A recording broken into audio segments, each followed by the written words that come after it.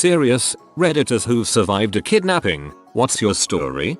Happened to me when I was a kid. My parents were involved with the loan sharks in the area and I was kept as insurance that they'll pay the money they owe. They picked me up from our front yard. At the time, I didn't know I was kidnapped. I only knew that I went to stay with an uncle who had like 4 girlfriends, crack W, and a lot of roommates who swore a lot. They didn't touch me. On the contrary, they kept me well fed and some of them gave me a Barbie to keep me occupied while they did their business in the other rooms. I kept demanding where my mom is and they kept assuring me that mommy will come and pick me up, that they just need to finish something first. In the end, I stayed with them for like a week before my dad got me out. I remember my mom and dad crying a lot as we went home. That was one of my earliest memories and I can never forget it. Hope they learned their lesson. I grew up on a carnival in the early to late 60s and my parents were really bad people. My dad sold my sister and myself to an older couple in Canada while the show was in Buffalo. They paid my dad and away we went with them. They had us for about a week when, as I remember, we were all sitting on a back porch and the Mounties came riding up with my dad after my dad told them we were kidnapped. They went to jail and we went home with our father. I remember just a little about the incident, but my sister was a couple years older and remembers much more. We were not hurt at all and she says they were very nice to us. My dad was a crazy hoodlum and my mom was worse. They both ended up in jail for a long time, but when they got out we were turned over to them and dad ended up leaving the carny life and settling down in Georgia. My mother left us when I was 8 and I never saw her again until her death last year. My dad is dying now and none of us kids actually care. That is sad, but we all have our reasons. Not life-threatening, but my father attempted to kidnap me when I was 2 or 3. My mom reported me missing and my father had a warrant out for his arrest. I barely remember any of it but this part. My father took me to Chuck E. Cheese and as we were leaving my mom just so happened to be leaving a store in the same shopping center. My mom ran over and my father tried to quickly roll up the window. Well, my mom broke the window, shredding her palm. She still has a star-shaped scar that looks kind of cool, and ripped me out of the car, which dislocated my shoulder. My father got out of the car and my mom started screaming for help and someone said they were calling the police. My father got back in his car and left and my mom and I just hugged each other and cried until the cops got there. I remember one of them buying me a ring pop, but that's all. Your mom went into super mom mode. I was 3 blocks away from my home. I was 10 years old and riding my bike. My shoelace got stuck in my chain and I stopped in front of a Christmas tree farm. A van pulled up and a man slid open the sliding door and pulled me into the van. My shoes were still attached to my bike chain, so he ripped off my shoes and threw me in. The man drove 15 feet before the old man who owned the farm, who witnessed what happened to me, fired his gun into the front end of the car. He disabled the car and yanked me out of the car and called police. Thank God for the old man. I hope your parents bought their Christmas trees from him from then on. My dad and his second wife kidnapped us when I was in 1st grade and my older sister was in 3rd. They took us to Seattle, WA from St. Louis. My mom and grandparents got a pie to track us and my mom, stepdad and pie came to the school they enrolled us in and took us home. But nothing life-threatening. Our dad's wife found out she couldn't get pregnant, so they took us instead. Today they have 2 adult sons who weren't conceived until about 7 and 9 years later. We've had very little contact with him our entire lives. When I was younger, my dad literally kidnapped me from my mom and wouldn't let her have me. He hid me in the basement and my grandparents, and so my mom called the cops and 6 cop cars ended up surrounding my grandparents' house. They broke in, he door tackled my dad and searched the house until they found me in a little room under the stairs, where my dad had made me stay. While it's not your typical kidnapping, it still was considered kidnapping. That is actually what is a typical kidnapping, at least for children. Most children are kidnapped by parents or relatives, especially when a custody battle is going on, rather than by random people. When I was a baby, less than a year, my mom went to Panama to show all her relatives her second child while my dad stayed in the States with my older brother, so after visiting we head to the airport to go home. On our way out, a lady comes and snatches me from my mom when she was getting her luggage, so she didn't notice for a little, and once she does she flips out, calls security, but being 19 years ago security was a joke. After an hour of security searching, My mom was going to give up, so she heads to a bathroom to clean her smeared makeup and noticed the carrier under the stall. My mom wanted revenge, so she waiting for her to leave the stall, and when she did, my mom grabbed her by the hair, threw her to the floor and stomped her in the face, then called security. The lady tried to sue my mom for assault because she was using high heels when she stomped her. She didn't win, and then she got 18 years for kidnapping and children flesh trading. After she got out in like 12 years she did it again, but this time the parent killed the lady. She did it again, but this time the parent killed the lady. Good, I think. I was 18, in college, hanging out with these two boys on campus. They invite me back to their dorm room to chill, and eager for friends and attention, I agree to go. Once in the room, it was kindly suggested to me at gunpoint that I accompany them on a short trip to pick something up. I had no choice but to go along. I went. Backseat, child locks on, guns and car. They're smoking who knows what. 3-hour car ride across 2 state lines peppered with physical shaming assault. They stop at a friend's house to acquire some illegal substances and take me to another person's house for the night. I am encouraged to smoke with them, and it turns out to be some opium hash mix. I proceed to endure further assault, about which I didn't care. Yay drugs, and then puked my guts out while they kicked me and screamed at me to keep my noise down. Yay drugs. Then the best, most hilarious episode of Roseanne came on. I have no idea which one, only that drugs made it the funniest show ever, and at some point I passed out, woke up being ushered into the backseat again. More physical shaming assault. The driver almost drove us into another vehicle and then careened us almost off the road, which would have sent us into deep water and killed us all, at which point I snapped, not giving a crap about potentially being shot and dumped in the middle of nowhere, and gave them a good screaming at like I was their mother instead of their victim.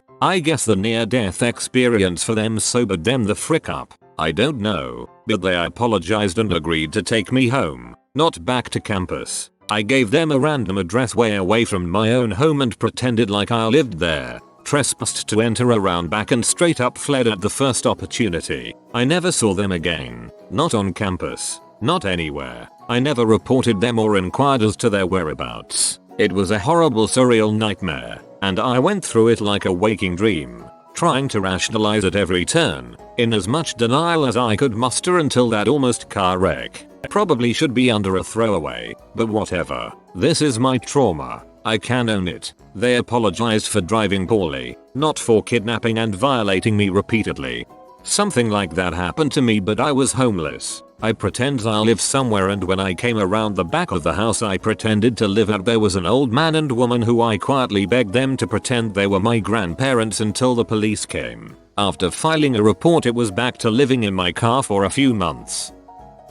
My biological father kidnapped my older sister and I when I was 5 and she was 9. We were on a court scheduled visit and my mom, dad and younger sister were scheduled to pick us up at his house. My biological father had my older sister hold me in an upstairs bedroom while he went outside and told them we weren't at the house and that we were with someone else. I remember crying and trying to get out of her grasp and running to the window and hoping they would look up and see me before my sister pulled me back. When they left, he took us to one of my sister's friend's house, about 15 minutes away, next door to our babysitter. I remember playing in the driveway garage and my sister and her friend pulling me into the garage because my mom, dad and younger sister showed up at the babysitter's house looking for us and ended up driving by the friend's house. The friend's family then took us camping for the weekend to get us out of town. My mom and dad got the police involved, and my biological father ended up surrendering us so he didn't get arrested.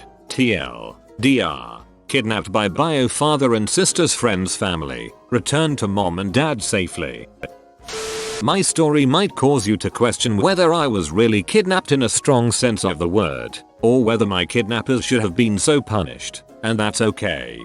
But it's an interesting story, and I will tell it. I was 15 and staying at my dad's house shortly after my parents' divorce. He wasn't home. I was hungry and attempted to microwave some food but burnt it. But I had some spare cash, so I decided to walk to Subway. Halfway to the restaurant by some b-ball courts, a white Jeep pulled beside me. There were a couple of dudes in the front and a couple of girls in the back. They seemed high and started joking around. One of the larger men got out of the car and took my money and phone, though they eventually gave me back my SIM card.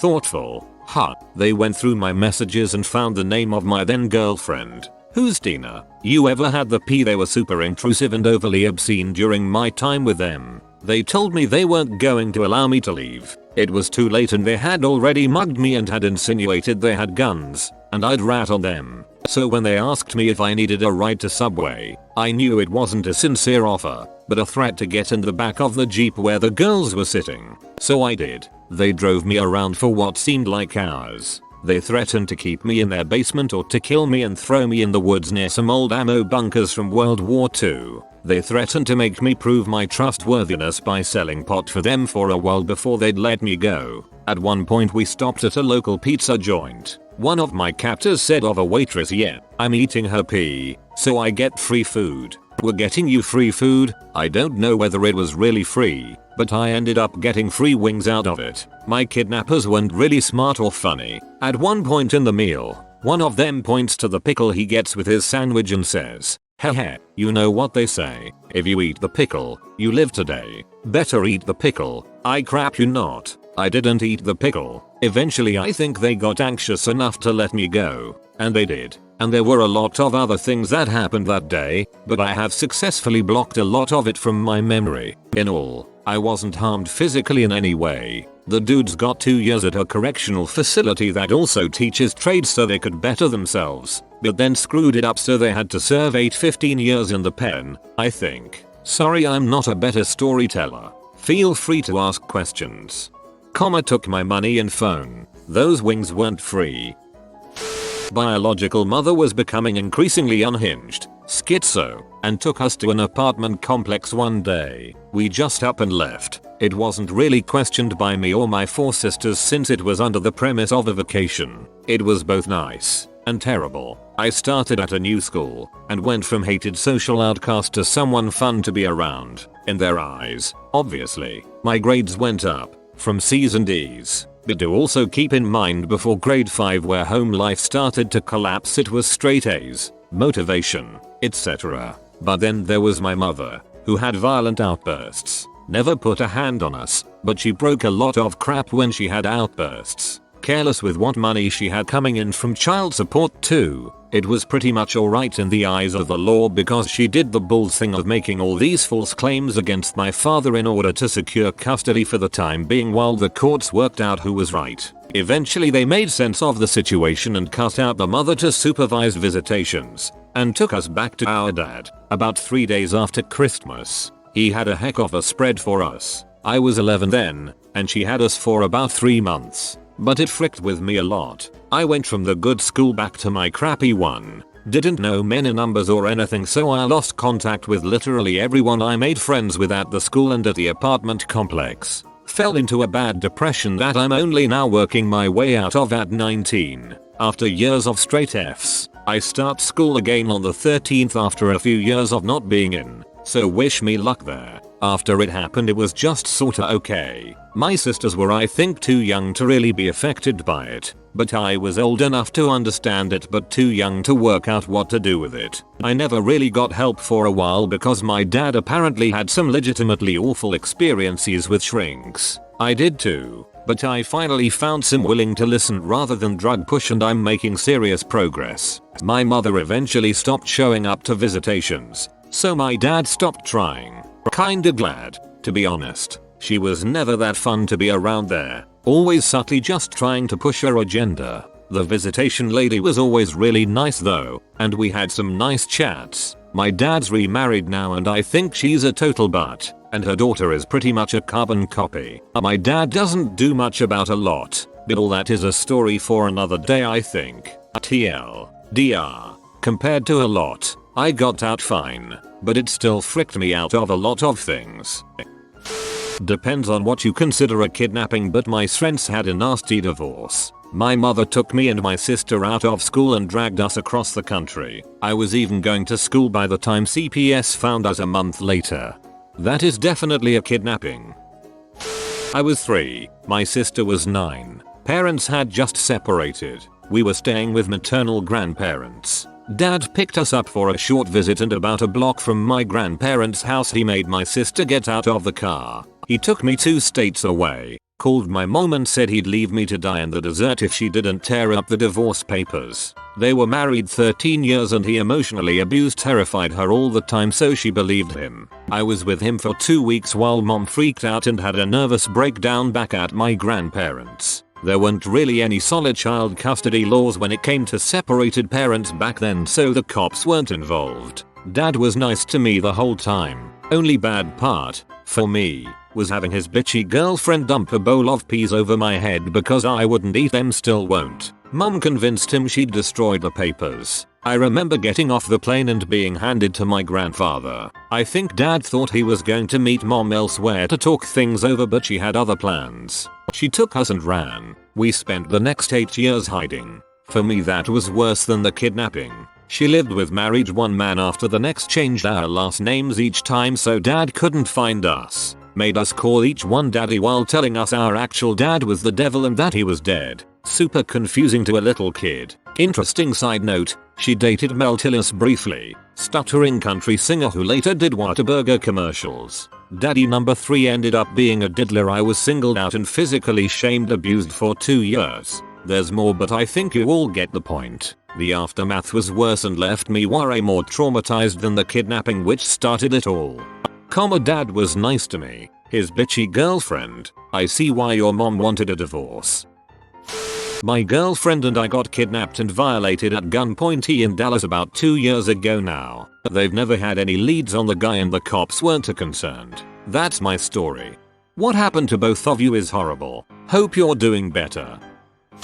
TLDR. Got in van with Korean man. Ate good food and learned about life. This is a serious event that happened, but it takes a different twist than a regular kidnapping. One morning, my parents had left me at home alone. Early 2000s. I was around 7 years old. They had gotten brand new cell phones, but they told me they would be leaving them at home because they were scared to use them. I was used to being left at home. We're Korean immigrants and my parents were always off looking for jobs. They were laid off just last Christmas, so our past keeps following us. About an hour after they left, I hear the doorbell ring. I open the door and there's this Korean man I've never seen standing in front of me, asking if my parents are home. He keeps asking me to come with him and I eventually do, because I really wanted some McDonald's. I climb into his stereotypical white van, and we drove off. This is where it is different. He took me to a Japanese restaurant and we ate lunch, and paid for it.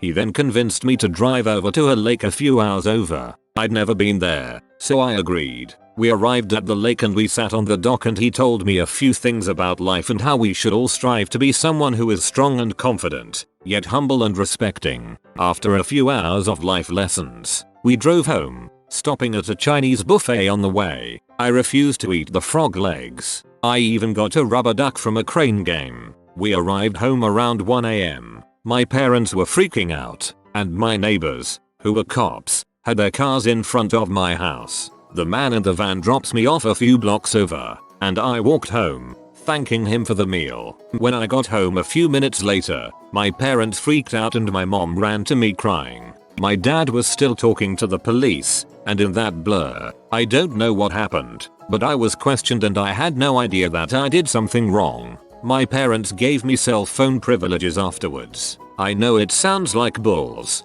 but honestly, I have no idea why it happened either. Turns out the man that got me was a religious zealot from a nearby Korean church.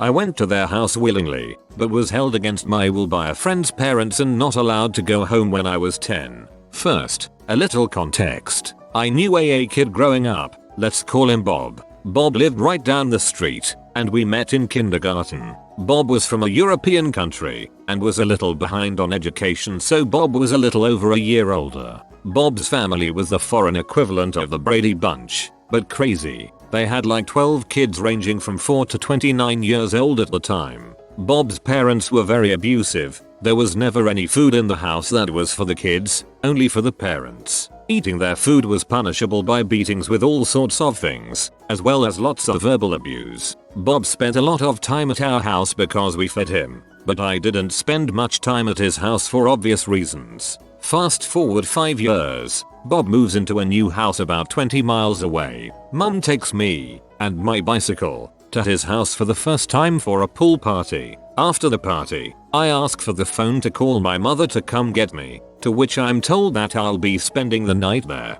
Like heck I am. I didn't sign up for that. I tell them that I don't want to and find out that Bob has already called my parents to ask permission, and they've given it. So Bob sees that I don't want to stay and asks his mother for the phone, to which he refuses to get off the internet so I could use it. Dial-up days. When told why I needed it, she became belligerent and beat Bob in front of me and threatened to do the same to me if I tried to leave. Then she locked us in his room. All their doorknobs were on backwards. I escaped through a window, grabbed my bike, and began riding in the direction of home. Bob lived in the sticks and had no neighbors. I ended up finding my way to the major highway and began riding until I found a Pizza Hut, used their phone to call my parents, who at this point were furious with me because Bob informed his mother of my escape and she had already called my parents and made up some lie I can't even remember, but it made me the bad guy. The truth came out in the car home, and that was the last time I saw Bob.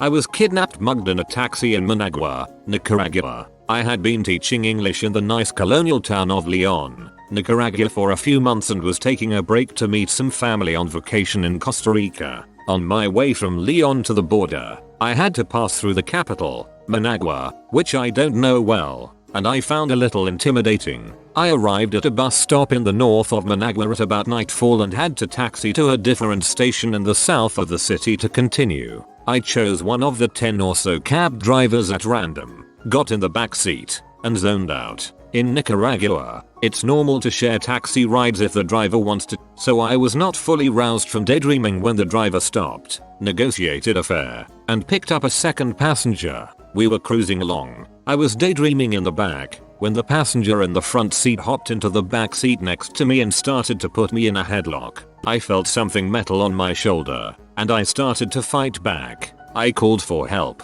and the driver slammed on the brakes and started punching me in the face and screaming "kill him." They were in cahoots. I knew I was in trouble, but luckily the first assailant escalated the situation by repeating "tranquilo, tranquilo." I told them they could have all of my stuff, and at that point, I was pretty certain I wouldn't be killed or anything. I realized that we were in some kind of industrial zone a half dozen blocks from whatever road we had been on. The other passenger searched through all of my pockets, took my shoes off, reached his hands inside my underwear and under my package to check for well-hidden cash. After the search, they started the car back up and threw me out at about 10 miles per hour. They got pretty much all I owned in Nicaragua, but the only thing wrong with me was a few scratches from what turned out to be a screwdriver and some scratches on my lower back from the fallout of the car. I made my way sock-footed to a police station, and 2 days later, I made it to Costa Rica. I was really pleased to see my family. If you are new to the channel, you can subscribe. I publish new videos every day. Until then, check another video.